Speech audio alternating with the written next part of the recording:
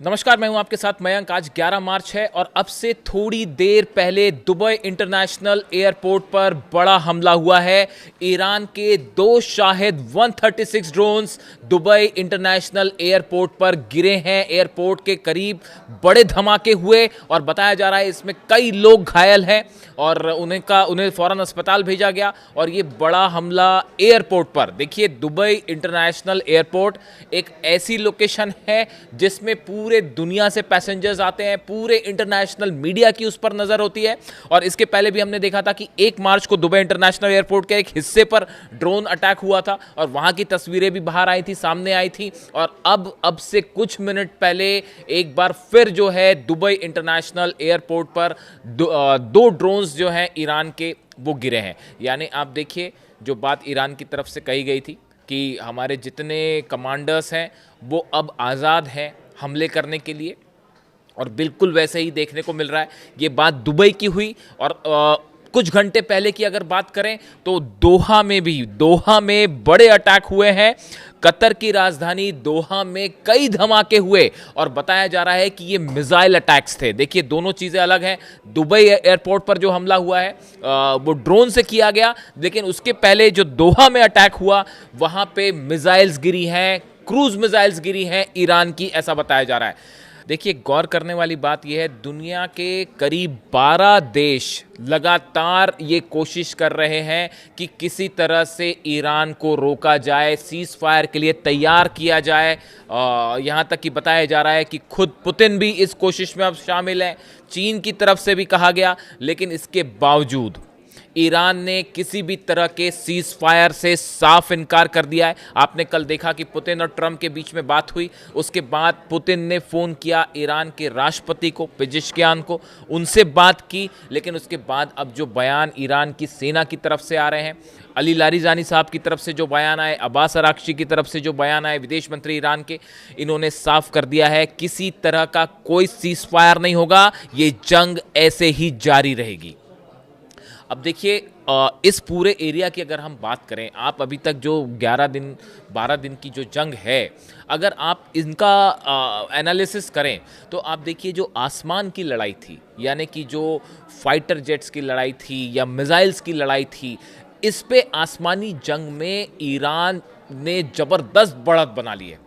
आप देखिए, जो खबरें बता रही हैं, सोर्सेस से जो खबरें बता रही हैं, अरेबियन कंट्रीज़ में अमेरिका के जितने रडार्स लगे हुए थे सब के सब तबाह हो चुके हैं। कल रात को हुए हमले में आखिरी रडार, कुवैत में लगा हुआ रडार भी तबाह कर दिया गया।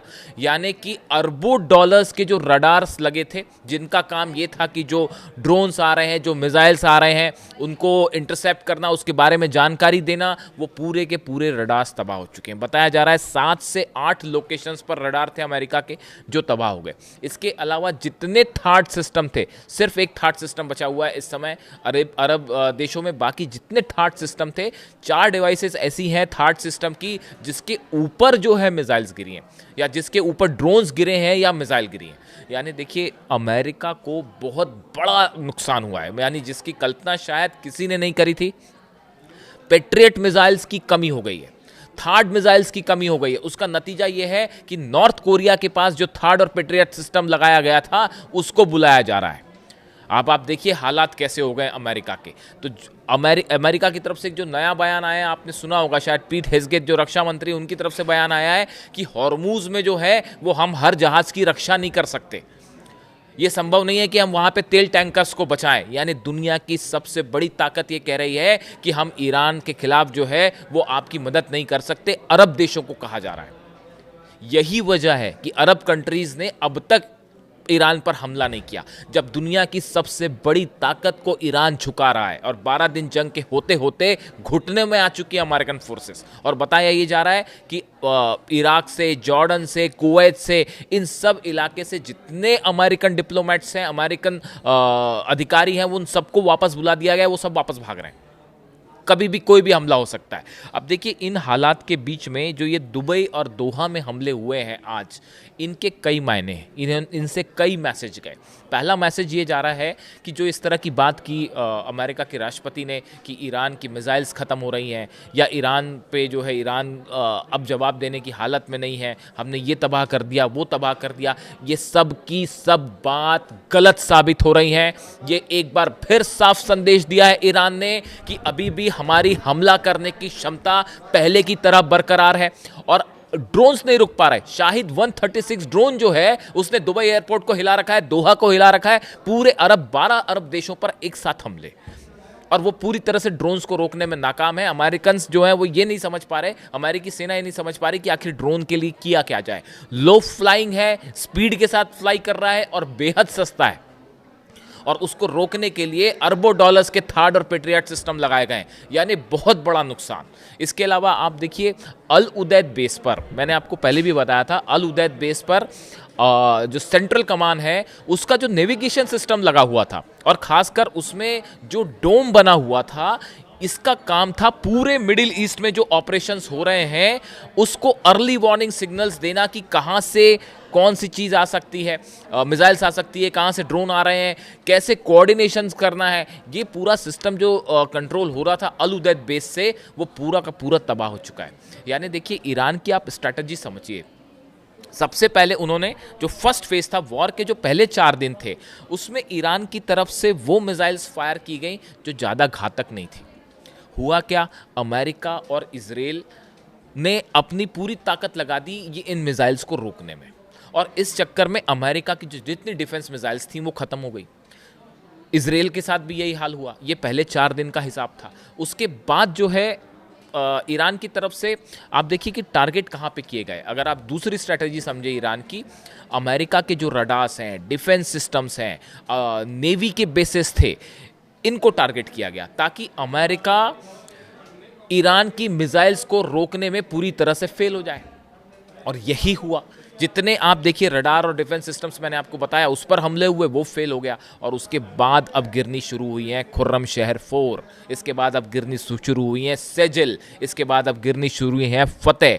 बीती रात इजराइल में जो हुआ, मैं अगले वीडियो में आपको कुछ आंकड़ों के साथ चीज़ें बताऊंगा। इजराइल में ऐसी तबाही मची है, यकीन मानिए, जो कोई सोच नहीं सकता था। इजराइल के मंत्री की तरफ से बयान आने लगे हैं, मंत्रियों की तरफ से बयान आने लगे हैं कि हम ईरान से लंबी जंग नहीं चाहते। डोनाल्ड ट्रंप कह रहे हैं कि अब जंग लंबी नहीं चलेगी। 12 देश ईरान को मनाने में जुट गए कि किसी तरह से रोक दीजिए, और ईरान ने कहा आपने सुप्रीम लीडर पर हमला किया है, अब ये जंग अंत तक चलेगी, ये जंग नहीं रुकेगी। ये आपको पहले सोचना चाहिए था। जो 165 बच्चियों पर हमला किया उसके पहले सोचना चाहिए था। सुप्रीम लीडर पर आपने हमला किया उसके पहले सोचना चाहिए था। आपने हज़ारों लोग जो हैं तेहरान में आज शहीद हुए हैं, इन हमलों में जो है उनकी शहादत हुई है, शहादत ही कहलाएगी वो। अब आप क्या उनकी जानें वापस आ सकती हैं? नहीं आ सकती। तो ये जंग अब नहीं रुकेगी, ये साफ मैसेज है। और हॉर्मुज़ में जो हो रहा है वो आप जान ही रहे हैं। हॉर्मुज़ में जिस तरह से तेल के टैंकर्स लाइन लगा के खड़े हुए हैं, ऐसा लगता है कि ईरान ने दुनिया के 20 देशों को घुटने पर ला दिया है। ये हालात बने हुए हैं हॉर्मुज़ में। और वहाँ पे ये सब बातें हैं कि नेवी जाएगी और एस्कॉर्ट करके लेके आएगी, संभव ही नहीं है। ईरान की परमिशन और इच्छा के बिना हॉर्मुज़ में परिंदा भी नहीं पर मार सकता।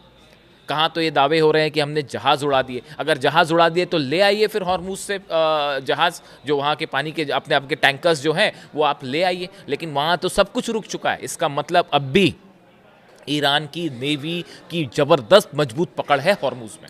अगले कुछ वीडियो में मैं इजराइल से जुड़े आपको अपडेट बताऊंगा। लेकिन अभी जो ये बड़े मैसेज आए, दुबई इंटरनेशनल एयरपोर्ट पर हमला और दोहा में हमले, इसने एक बार फिर ये साबित कर दिया है कि अब ईरान ने बढ़त बना ली है इस जंग में। ईरान तेजी से आगे बढ़ चुका है अमेरिका और इजराइल को पीछे छोड़ते हुए। बड़ा सवाल यह है कि आखिर अमेरिका और इजराइल का अगला कदम क्या होगा। एक ऐसी जंग में वो उलझ गए हैं कि जो खत्म होती नहीं दिख रही है। इससे जुड़ा जो भी अपडेट होगा आप तक पहुंचाऊंगा। Thank you so much.